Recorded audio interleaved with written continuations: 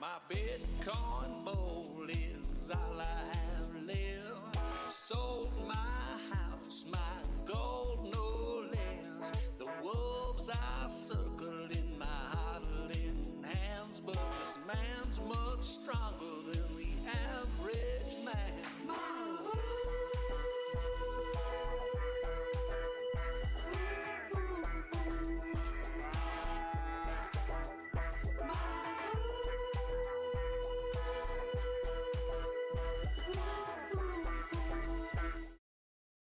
Now people can hear us, now they can see us. So welcome to the show, Ben. I'm happy to have you here. Yeah, thank you very much. Nice to meet you. First time. Yeah, I'm honored. We have been speaking a lot over different channels on Telegram and in DMs and things. So this is the first time we actually talk. Right. Yeah, we've been talking a lot on Telegram. I've talked a lot with others, but yeah, it's the first time for me as well to be on cam. In public, at least. Doing it work all the time, but yeah, I've never really spoken to the community in front of anyone, so that's the first. Yeah, and we're happy to have you. I mean, anyone that has traded some kind of NFTs on Wax has probably known the product you have built, but perhaps they do not know who you are. So tell us a little bit, what product have you built and how does it work?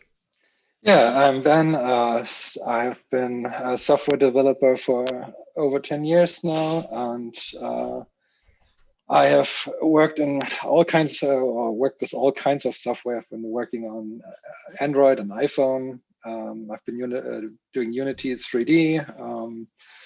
I've been doing graphics development, and but the last 5 years now, probably mostly data engineering and working with databases and Python servers. And this kind of brought me towards developing something that I did now, like aggregating all the transactions on Wax for NFTs. And yeah, at the beginning it was kind of just for myself to analyze and to get a better overview over, I don't know, the few markets that we had, like Simple Market and Wax Inventory. And then just, I thought I built an interface to, to browse the offers that both the markets shared, and have been able to find them and to have better searching abilities.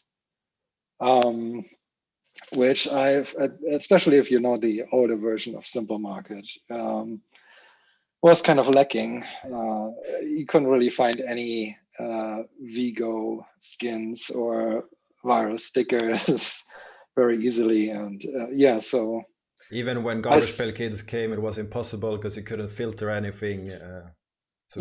So exactly, and that was kind of the reason it all started, actually, because people were discovering my site and were just using it to find everything. And practically overnight, it was a tool that so many people were using. I wasn't even expecting it. And since then, I've tried to keep it up to date and add all the features and build it to its own marketplace, basically. And I've been adding all the market contracts that we see today. What do they call it? GPK market, collectibles. Atomic is in there now, and I'm actually mixing the two standards. And Wax inventory is there, and I'm missing Wax Dash, of course. Yeah, but let's put it like this: if there is a market on Wax, you have it on Wax Explorer. Basically, and it pretty much started like a search filter. You just search for stuff, but then it grew into this market where you can actually list and you can buy things. So it's a little bit like the same way Amazon has grown from something small. They use other people's products and everything. You still use other people's products, but you have your own market now, and you don't only rely on other markets. Right. So this is basically since the dawn of the atomic market contract. So anyone can really list any item on the market pool on their website and register as a market in the hub, and then basically join the party. And that's what I'm doing. And so that's been nice. I have a simple asset contract. This is just not really in use yet. I think even if people are familiar with my site, they basically I give them the option to list their assets on any marketplace. So they mostly choose collectibles or GPK market, at least for the recent OS2 drop. And it's probably because they expect that most people are looking there. And or they also have the ability to swap to atomic assets and try to list it there. But that's kind of messy. So it's not pleasant with the two different standards at the same time. But we're getting there. I guess we're building the whole NFT infrastructure on Wax, and if we take your iteration, the one you had when Garbage Pail Kids Series 1 launched, when you started to get all this traction, and compare it to the one we have now, the experience of using the service it's a vast difference. You keep adding features and you keep improving. It's easier to find things as we go, and you're really active to take on feedback from a lot of people in the community, which is So basically we will have to sit down and redo the whole interface at one point. But my girlfriend has been busy with her own work, which is kind of the reason that we decided to do this together now, because this will allow her to work closer together with me. We'll probably have more time to focus on Wax Explorer 2, and it gives her a bit more the ability to also do the design and really sit down. Like the first time was a small draft that she did, and I'm not really an interface designer. I add so many features that it's kind of hard to keep up. And I don't have a designer, I don't have a front-end developer. It's been stressful, but lately it's been going down. So I don't know. But I think it's good. You are building on it, and you are running as like people has just took for granted that running as an OIG is one person, but there's nowhere in any text that says that it should be one person. It could be a team. It could be anything. It's just one candidate, and there's 3 candidates. And you guys are running this together. And how, like you just said that she is busy with other things, and if you get elected, this kind of brings the ability to work together more on the Wax ecosystem, and she can help also focus more time into the Wax ecosystem, help with the Wax Explorer and the Office of Inspector Generals, of course, which is the majority of the work. All right. Like, okay, let's step back even. What brought you to Wax? Because you built Wax Explorer back in the world time, and we didn't really have any major IPs here. So what brought you to Wax? Yeah, that's right. So I've been on Wax probably since the beginning of 2018. After the crypto boom, I had some good trades in 2017 around the end when everything really exploded. I made some money on Litecoin and Ethereum, and then started invested in more of the altcoins. Like I went into Ripple, which was pretty good for a short time. So I don't know what was the price back then. I think it went even to $1 or something. Like I went in with 30 cents or so, and then I went to $1 and I exited this, and then I kind of were looking for more interesting projects. And over some friends, I was introduced to a group of Wax fans who introduced this project to me, and I didn't know anything about NFTs at this point. So when I learned about that stuff, that you can have digital assets that are backed by cryptocurrency, that sounded really interesting to me. And I'm a gaming fan, and when I heard this is being built by the team behind Opskins, which is a really big trading platform. I wasn't into trading skins or so myself, but as a gamer, I understood the concept. I could understand, like, you have a game asset that you want to take out of the game and keep for yourself. For me, it was more like games like I was playing like Diablo 2, and when I did this, it was kind of famous to trade your account for all the cool stuff that you gathered with your character. But there was really no chance to trade your inventory in any way. You would have to sell your whole account, and then someone else was playing with your account. So I immediately understood the idea. It's like you want to have an ability to trade the items outside of the game. And this being backed up by crypto, which I just started to really get into, was immediately interesting for me. It wasn't really my greatest trade, but I fell in love with the project. It's been difficult. The price development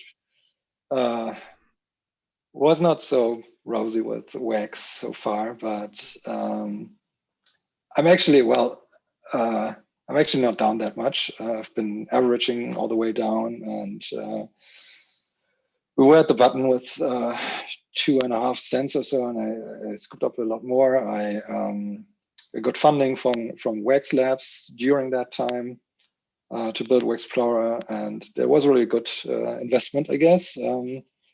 Good timing. So good timing. This helped me to get up a bit, and now I'm holding, and I'm really excited where the project is still going, and I think it has really a lot of potential, and I hope people will see that. Yeah, you and me both. I mean, we both of us we live in the Telegram community, and we are everywhere all the time, pretty much. So I think people can relate to that. And so you told the story how you got here, but what is Wax for you today?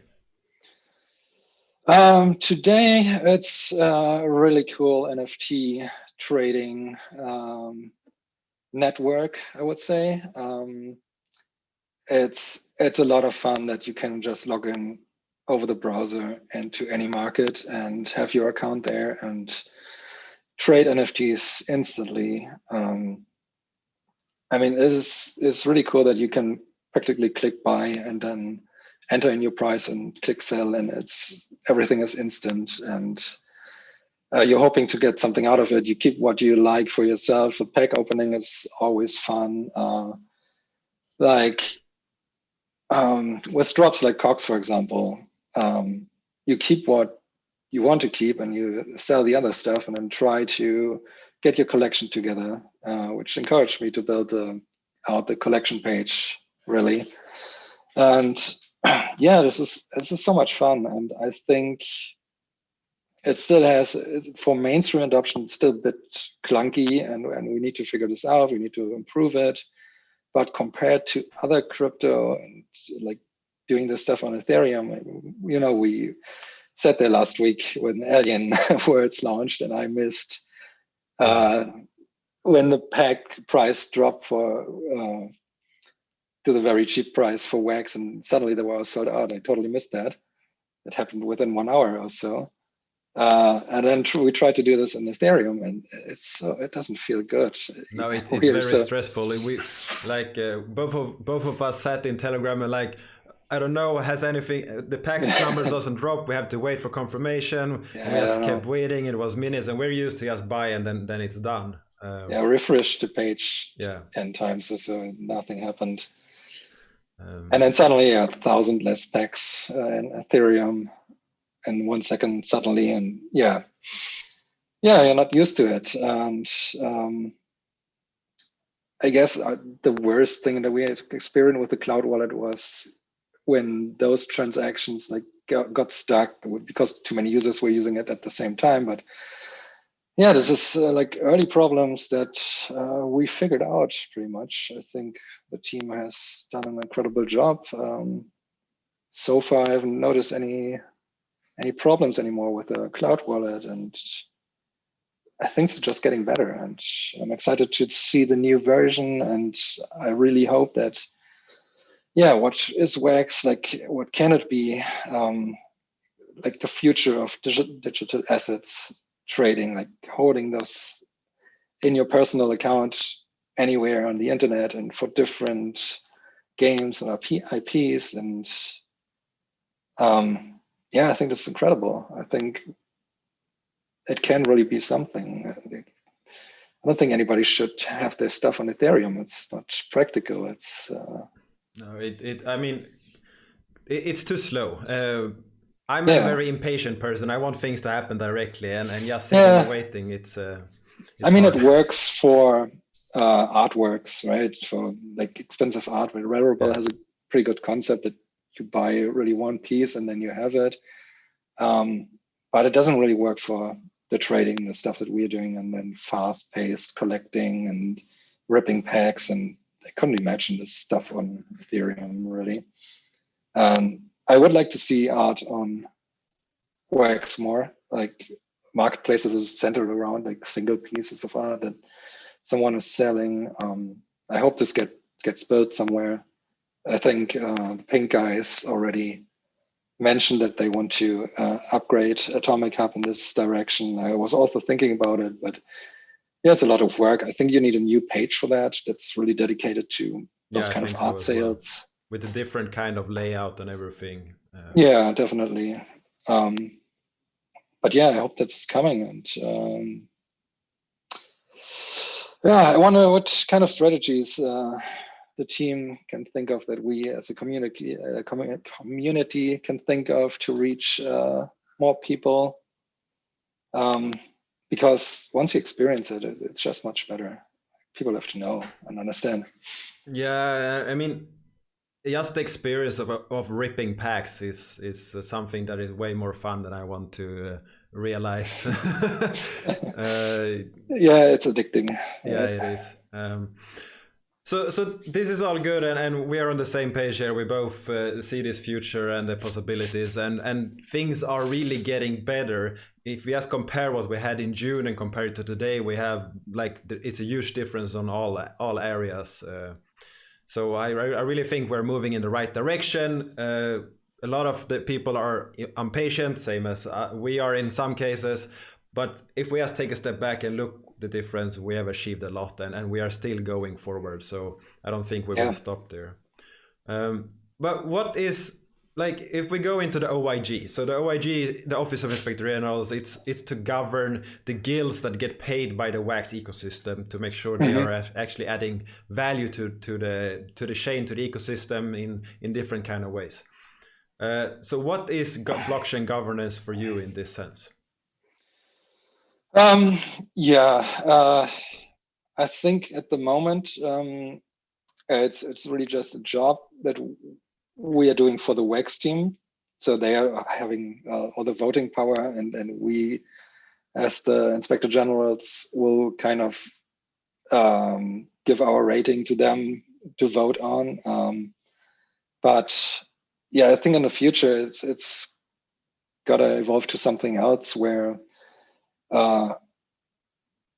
it's more like a community outlet where the community understands what we've been rating, where we maybe detail more on which guild has achieved, and well, as a guideline to vote on. But yeah, at the moment it's definitely a more centralized system that's still governed by the WAX team. I don't think that's necessarily a bad thing. I think it's kind of important to have this, while it's still starting, to have the central power that brings in the partnerships that we want to see, and to figure everything out. Like, yeah, we need to have security in place, and we need to still have to decide what happens in certain cases.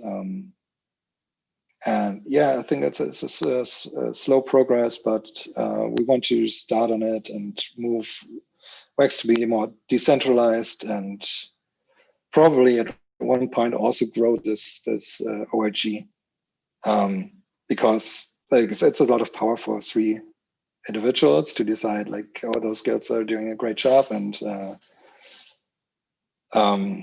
yeah, either we involve the community somehow to vote on our decisions as well, like, or we kind of digest what guilds are reporting to us, and we communicate this to everyone, and they kind of vote on which achievements or developments they think are the most valuable. I could imagine something like this. Like we don't do the rating ourselves, but we do the report, and then people can vote on the stuff that is most important. So kind of like taking everything, summarizing it, and putting it up in a clean way. Yeah, I can imagine something like that, right? Yeah, interesting. Like a lot of people don't have any idea which guild is doing for the ecosystem. Like a lot of people know what you're doing, a lot of people know what Pink is doing, but I didn't have any idea that like Alien Worlds, I heard about it in the beginning, and it's also a guild development, right? Yeah. So I don't know if everyone in the community understands that. Like this is a game that's coming from a WAX guild, and it looks pretty good. It has nice collectibles, and yeah, people should be able to understand that more. And I guess we can do a better job at bringing it to the community, I guess. Yeah, and I think that is great. I mean, it needs to be visualized. Right now, Yes. you go into a Notion page. There's a table with some names and some kind of score. It's not really attractive to go and look at. It's not really intuitive. It's a process to open and to read everything and to evaluate, but it has to be summarized. So I think that's something good that no one else has mentioned so far. So that's nice. And if we go into the next step, what should a WAX guild do? Yeah, that's a good question. I would say, I mean, we don't have to talk about the base layer. The base layer is, I think we already agree upon this. The technical layer should be the minimum criterion, and everything else is we should be looking at what the guild is actually doing in the ecosystem, how they are contributing, and yeah, for that, I think we don't need any like nobody, not everyone has to do the same thing, right? It's more important that we have different stuff that people are contributing to, and maybe we also like through labs or whatever kind of point out what the community still needs or what we need in the ecosystem that some guild could pick up, and yeah, like how to say, like you mentioned also that the developments that the guild is doing in 1 month is probably, maybe sometimes it's not enough. Like maybe they pick something up that's a bit more long term, and the community should understand that and be able to understand what they're working on. And yeah, it can be many things. Like so at the moment, I know that through the wax price, the return for the guild work is not really a lot. You know, should probably also understand that we should measure the work that a guild is doing on the returns that they're getting for being in the top 21. And what I'm hoping is that the price development will then reflect later on the work that guilds are supposed to do. I mean, if they earning the same amount of wax that they're earning right now, and the price is $1 or something, then you can expect very different outcomes and work that they're putting in. Like I hope that the guilds later will be bigger teams that really run some kind of business and also develop stuff that really impact the ecosystem. So yeah, I would say, and I think that sounds great, because that sounds like the vision that the Wax team had in the first white paper that they released. That a guild is actually something bigger than just running infrastructure. And as you say, the current economic like income that a guild gets from running a node, it's not great if you want to have a big team. Yeah, true, for sure. And yeah, we have to measure it on this scale, and I think some teams are putting in more work than they are getting out of it. Of course, there's still like labs that can help with this stuff. Like teams can request some funding in that regard. But yeah, we have to really take a look at like some the price at the moment probably just covers the wage for 2 developers, or running the servers at cost. And yeah, I think a lot of problems that we're having and seeing right now are depending on the price. And yeah, so it's not easy to say what a guild should do, but I think we can judge what helps the ecosystem, and the guilds that are putting in the work, like what you're doing, is great to get people involved. To I mean, this is real community work, right? The people watch this stuff, and the NFT traders are interested in your videos. And I think without something like this, it would be we would much rather feel this communication issue, that there's not really a connection to what's going on in Wax with the community. And yeah, it's awesome if we have guilds that do this kind of community work. It's awesome that we have guilds that actually build something on the blockchain that helps everything become better and bigger and more amazing. I can imagine other stuff that community members, guilds can do to help community members. Like we have a lot of the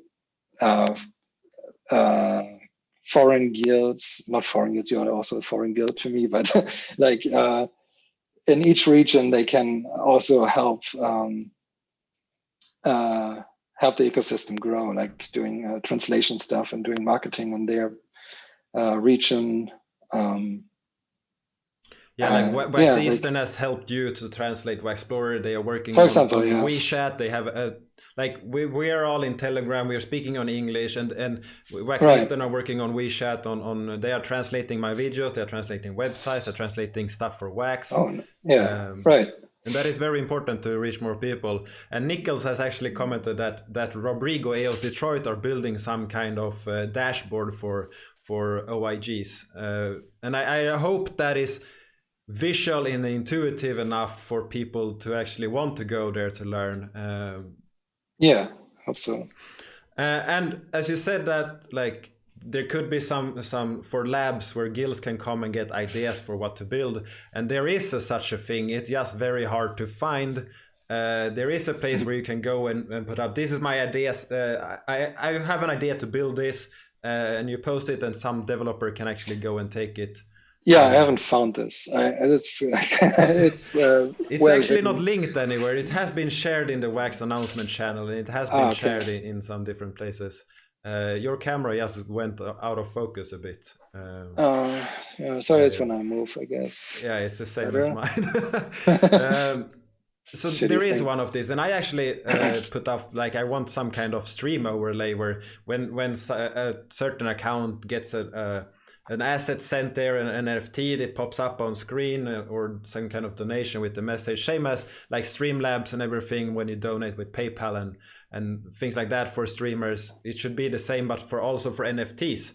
There's some kind of risk for that. If you show an not safe for work NFT on stream, you can get banned. But I mean, there's probably ways to filter that, and I mean, you can never get rid of everything. But there is something, and I really hope that we will see more of that, because I think it's a great idea. Yeah, I mean, like the streamer overlay that we had once with Wax, it could be something a guild is implementing, and I would say, like, this issue with NFTs that are not appropriate for Twitch. They could like decide which NFTs are the ones that you can send. They could probably verified collections, verified in their system, like Atomic Hub.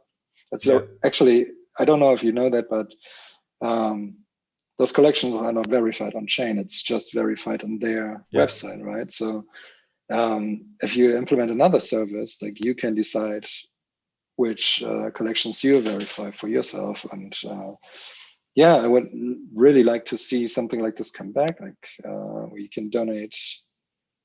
I wonder what happened to this Twitch overlay stuff. It must be somewhere. I'm not sure, but actually, I had EOS DAC, the same guys behind Alien Worlds. They have actually built a prototype for this. Nice.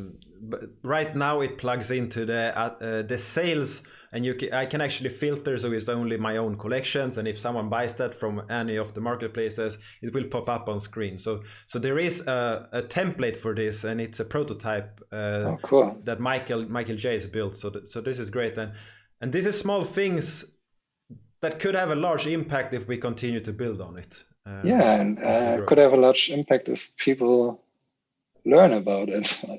This is something we really have to. Yeah, and I hope that it will be marketed with.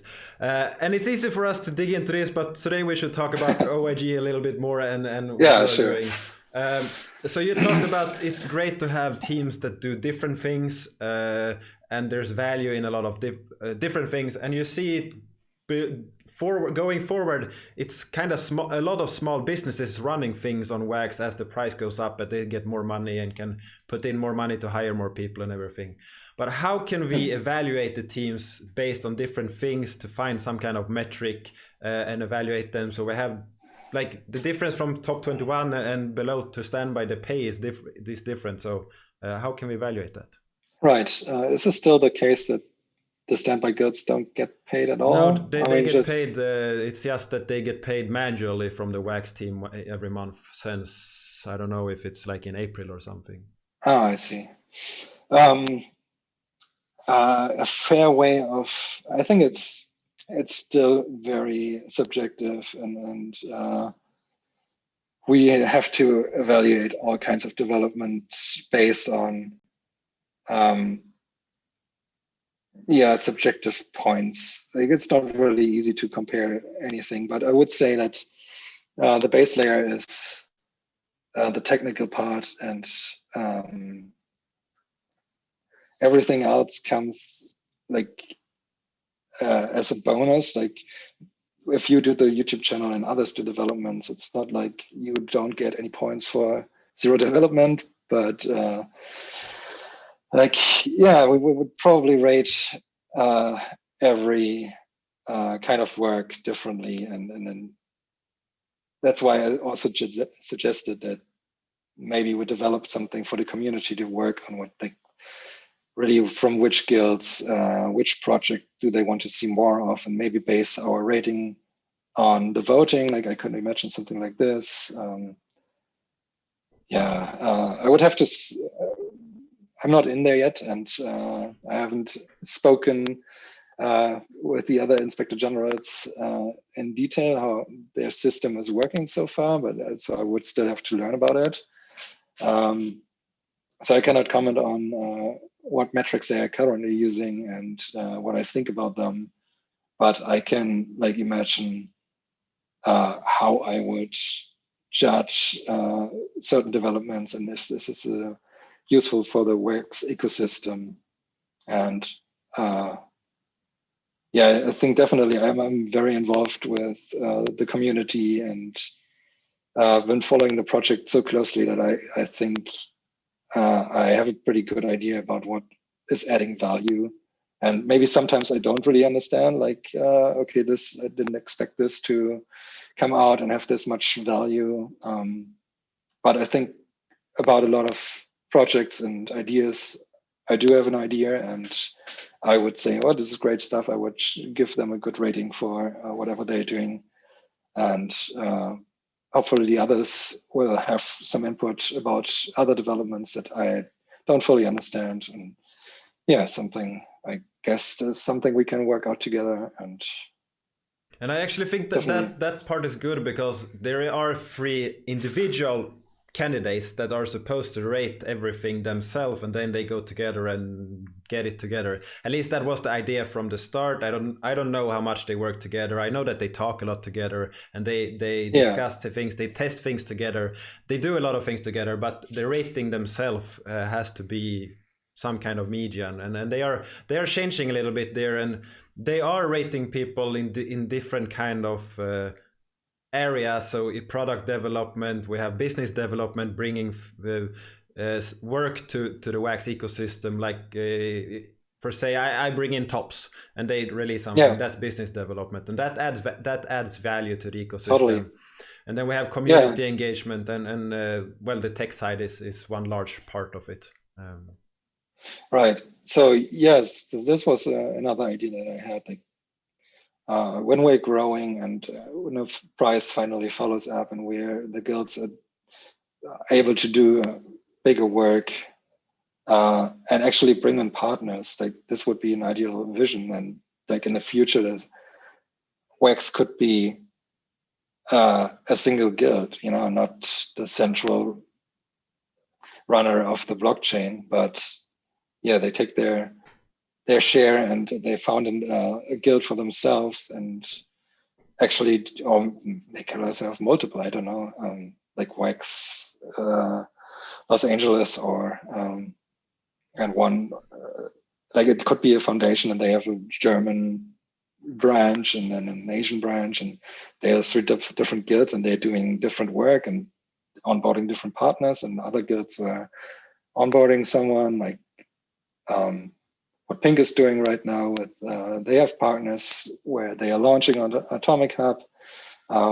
This is great work. Like that would be a vision that I would really love to see, and I hope it can come to this. So with the rating that we're doing right now, I think we should look into the projects that can get us there and doing the work for it. And Nickel says something that he kind of like how Block 1 isn't on EOS as a block producer because of legal reasons, and I don't know how much. I'm gonna leave that discussion for future, and we're not gonna speculate. But none of us are lawyers to understand how these aspects work. There's probably something to it, but I thought someone mentioned like Wax moving into being a foundation. That it could work, but I'm also not very familiar with the legal stuff. You probably have to. I don't speak that language. It's a hard one to master. We have one in the team, I guess, who is a bit familiar with that. Josep, right? Yeah, he might know 1 or 2 things about that. There are a few people that understand it more or less, or have people like EOS Amsterdam actually has a lawyer on as a team member. I don't know how much he is involved in the wax activities, but there are resources to use as the pay goes up as well. So if we go to the next question, how do you want to impact the OIGs, impact the OIG and the guilds of the wax blockchain? How do you see your work impacting that? Yeah, the OIG itself, I guess I already spoke about the idea to involve the community more, to have the community talk about the developments they want to see and they think are valuable. Like we could definitely have some voting on that. I guess I could also we can come up with something together where the whole system works technically better, where like what we spoke about earlier today is that not all of the APIs are fully tested. Like you said, you found someone who is very outdated nodes, and I guess we could do some technical tests there. I think, I don't know who was it. There's actually Sentinel and Block Fusion. I lost her name. Black Fusion. It's a German tribe. I'm lost. Yeah. There's not their name actually. I just lost it. Black Fusion. They are actually, both of them are building ways to test APIs automatically and frequently. Right. Yeah, I saw that. I had this idea yesterday, and today I went actually over the rating again, and I discovered that they exactly built something like this. Yeah, but there are also this factor, if we look at APIs and we look at metrics, that a lot of people want to use these objective measures like uptime and response time and things like that.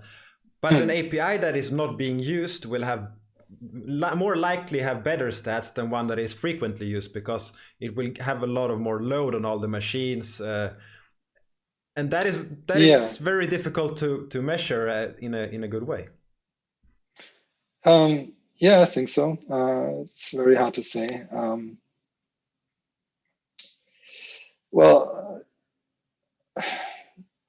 it's a good point. So the usage of an API, and I guess this could be something that flows into the rating, like how many services are actually relying on the skill. Like we shouldn't really shut down someone from the top 21 at least, who is currently powering a lot of services that are active on Wax. So we should probably, when they are running their API, like you did, and I came to you and said, like, there's some data missing in Hyperion, can you have a look?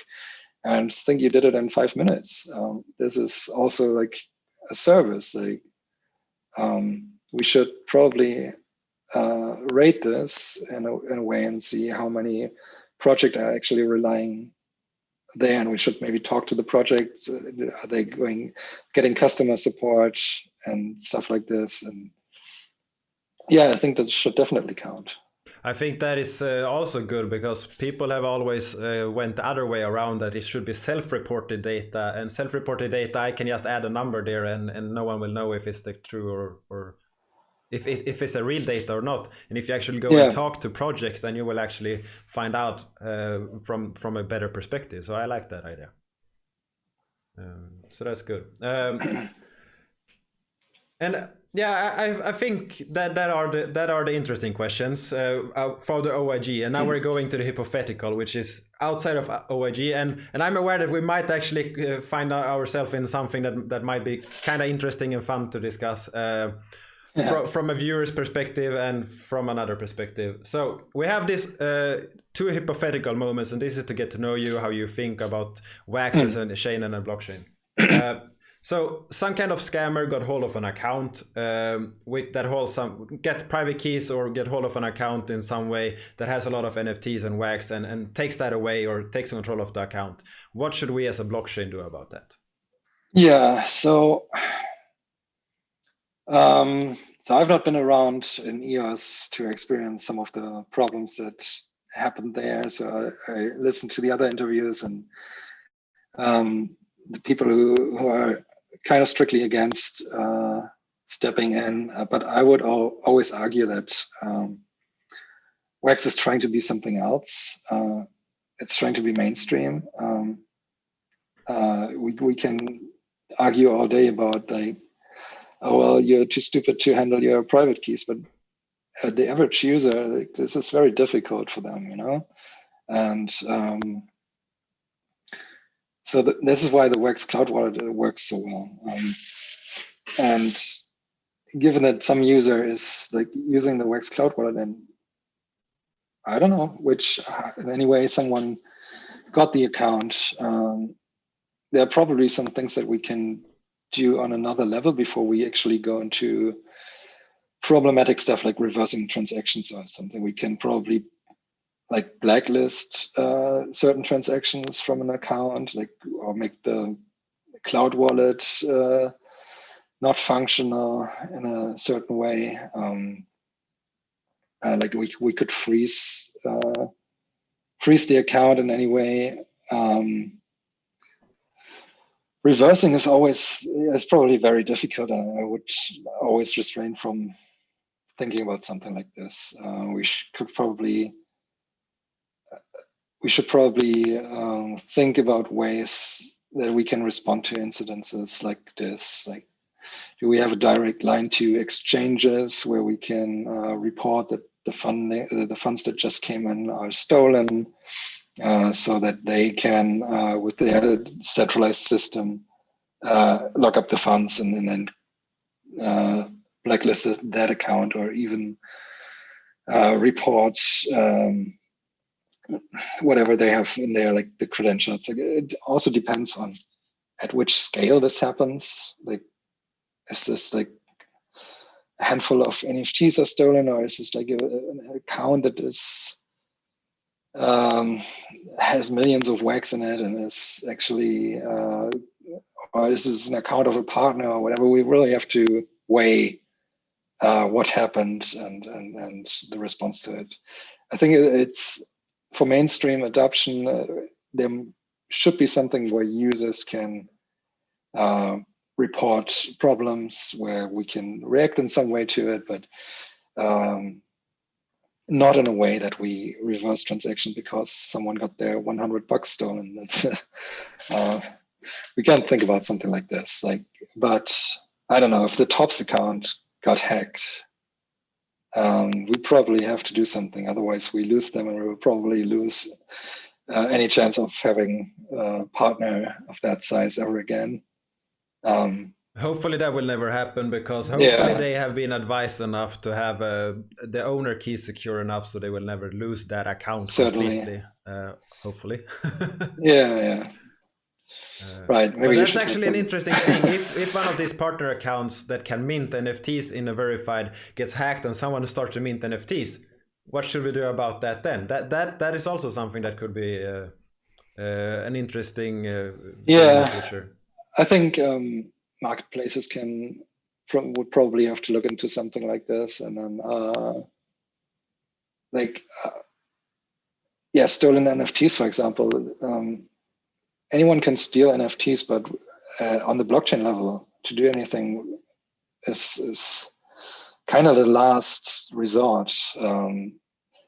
If you have a stolen NFT and it has an ID, you can probably talk to the handful of marketplaces that we have right now and make sure they cannot sell this NFT at this place. It can probably work on something like blacklisting single NFTs because they have been stolen, and you can blacklist them until they maybe get back to their owner, or you can work something out with a thief and talk them into it. Like, you cannot sell this anywhere, send it back. We will leave you alone. We will forget this happened, and something like this. Like, there's probably a lot of ways that we can step in and don't have to do any drastic measures. Yeah. And there are like BOS, that's another EOS.io blockchain. They have a blacklist on chain. So if there's an account on that, it can't do actions. What EOS did, they had it on the node, and then someone got elected that didn't have that blacklist, and then millions of EOS was moved in seconds that had been blacklisted for a long time. Which wasn't a great situation, and that was really just like there was this entity that could impact it, that was abandoned, but the blacklist, okay, what should we do now? We have a blacklist, should we just remove it or should we keep it? Or there was a lot of discussions, and after that, now there's no blacklist anymore because it lost its purpose. Yeah, but if you do it right, that could be a solution, right? If something happens, if you can enforce something on a smart contract, and like the guilds, or 21 of them could vote on an account that is kind of everyone. I mean, our community at the moment is so small. Like, if something happens and we know this is someone who stole a lot of wax, and we put them in a blacklist, and after that the account cannot do a transaction anymore until it's removed, this could be a solution. Like, would be transparent, we wouldn't have to reverse anything. Doesn't sound so bad to me as a solution. Like, we should really be concerned about this if we want to be a mainstream chain. Like, it doesn't work for a lot of cryptocurrencies with mainstream adoption because they don't have something like this in place. And so we really have to think about it. What can we do to make partners feel safer, to make users safer? And I guess the biggest argument, which we will not get anywhere with that today, is what happens when the wrong person are in control of this blacklist. That's this hypothetical moment when when we start to filter people on Twitter, for example, people get banned that say something that is not politically correct right now, and their voice is taken away. So what happens when this blacklist at first is this level of scammers, and then it's the next one, and then it's something, and then there's some kind of argument, and what happens then? I mean, it's a slippery slope down the way it could be. And that's like the biggest argument for it in the EOS space, I think. Yeah, I don't know. I think it's like saying, what crime should we punish? If we punish murder, should we then also punish thievery? And this is a slippery slope. No, not really. I mean, you can say it's a really severe cases where someone got a hand of a lot of wax that belongs to an influential person, or an account like Tops, and we really don't want this to happen. I think this is pretty clear. But if someone then I don't know, puts in a wrong or creates an account with that sounds kind of like an exchange and gets someone to send 1,000 wax there, then we should probably not do anything about it. Then we say it's user error or something. And this, but, as people have said before when we have discussed it, it probably has to be well decided beforehand, so people. Yeah, I mean, it could be something that 21 guilds decide together who's going to be blacklisted, and I think if there's really such a severe case, I think that would be pretty unanimous. And well, I don't know about the other situations, what happened there, but I don't think it will be that much of a problem, to be honest. And we should have the user security in mind, and as a mainstream chain, and yeah, people who want to hold their assets there for an eternity. And yeah, we probably should think about this very, very. Yeah, for sure, it's not an easy thing, but it's a nice perspective that you have added now. And let's move to that next hypothetical question: is if a person or a team comes and mass produce NFTs, what should we do? I and think this question actually comes from something that happened that we discussed a few weeks ago. Skywalker, the idiot, who minted 40,000 NFTs in a couple of minutes. But yeah, I think this is at the moment not a big problem. I mean, what are a lot of NFTs? Like, what is spam? Like, at the moment, you can, with a couple of thousand wax, mint an enormous amount of NFTs. Vigo and Viral have minted millions of NFTs. They bought, I think, RAM for a few gigabytes of RAM. And since then, those NFTs sit there and do nothing. I don't know. For marketplaces, I think it's not a technical problem. You can just ignore an author and just don't get their transactions. Or if you read this transaction, you just skip it. We don't have to list them on any marketplace. I don't think we will run out of resources anytime soon. I don't think, like, if RAM suddenly spikes, then we will have a bunch of people being very happy for a moment, and we will see a sell-off. I don't think we will run into RAM issues anytime soon, and if we do, there's still a possibility to increase RAM. We shouldn't really see it as something to invest in. We should see it as a system resource, and if there's a need, we can always increase it, I think. This should be the first measures. I don't know how much a party would really need to to acquire to actually cause any problem. I don't know.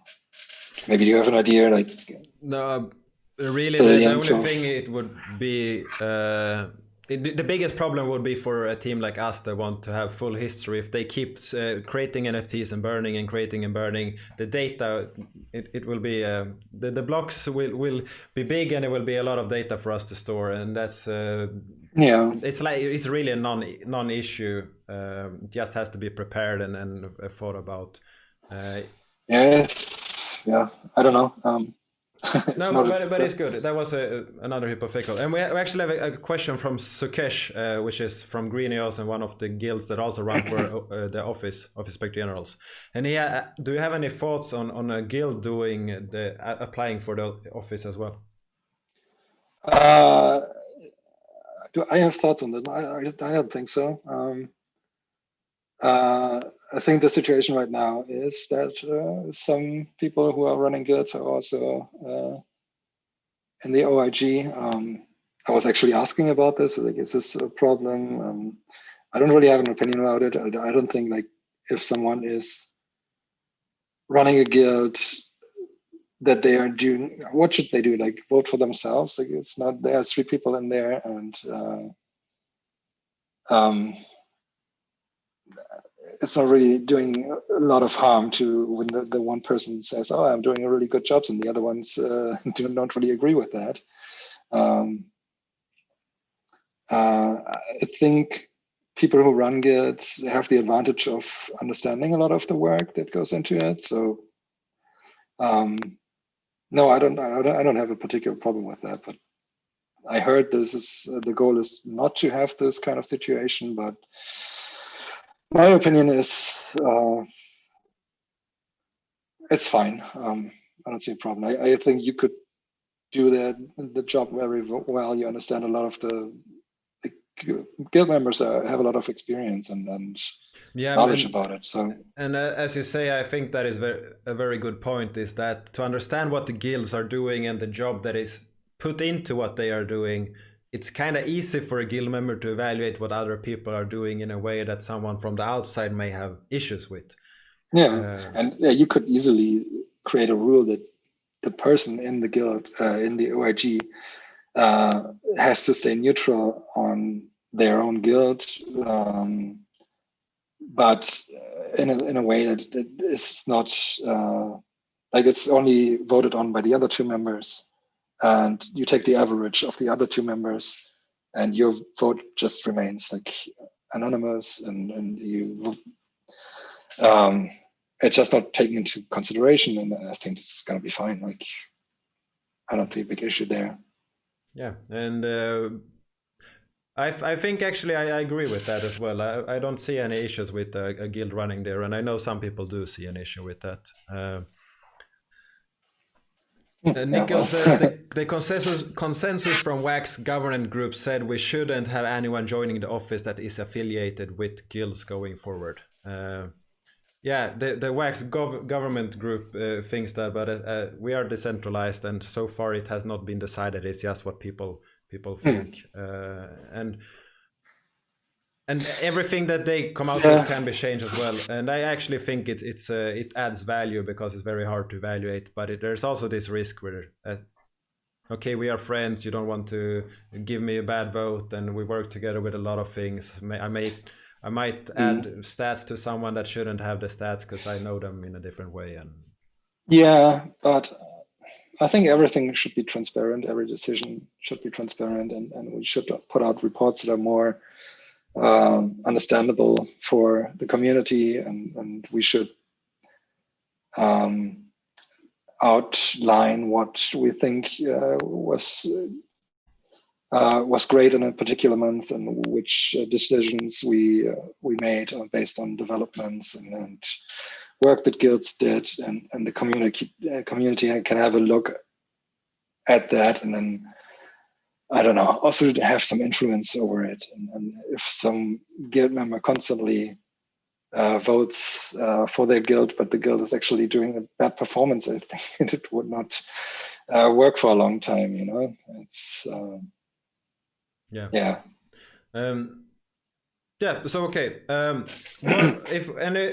Let's go, and we have been here for about an hour. So let's start to kind of wrap this up. So do you have anything else that you want to add to this discussion, the OIG or the hypothetical questions or anything?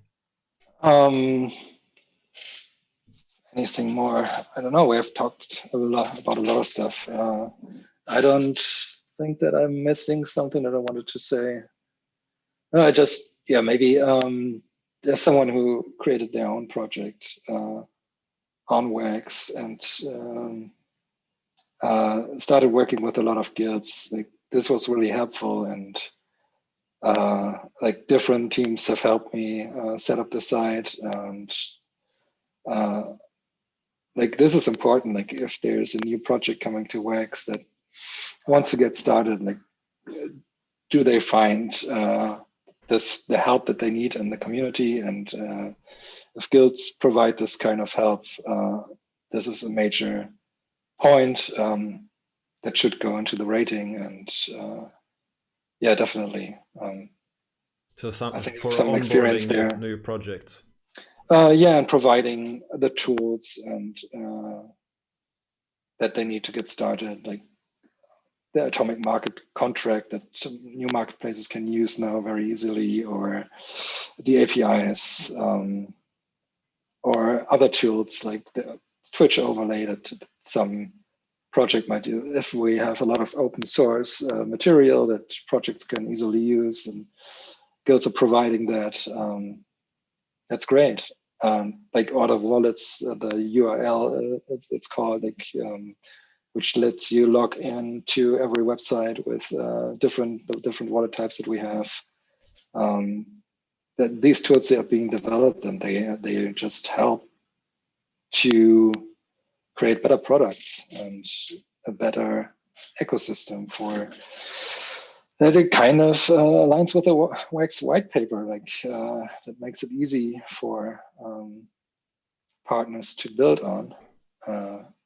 And guilds should fill that role. Yeah, that's good, and I think that's a nice ending. So thank you so much for coming here, and for anyone listening to this now or after, go to oig.wax.io and vote for Ben or any of the other candidates that you can relate to and you think deserve this space. It's helping everything, even if you don't have a lot of wax. You need wax staked though. Yeah, thank you very much. Thanks for having me. See you, folks. It's fun.